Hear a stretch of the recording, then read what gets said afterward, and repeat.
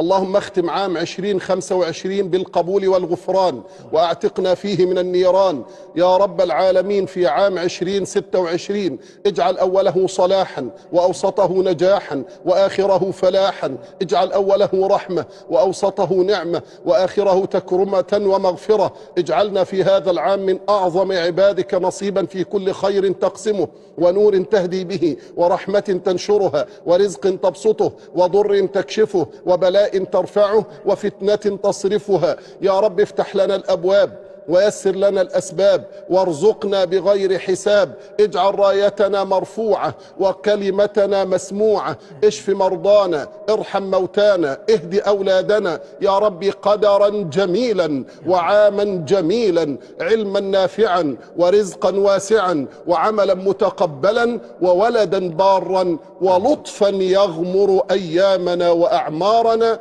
اللهم صل وسلم وبارك على سيدنا محمد في الأولين وفي الآخرين وفي كل وقت وحين. اللهم آمين.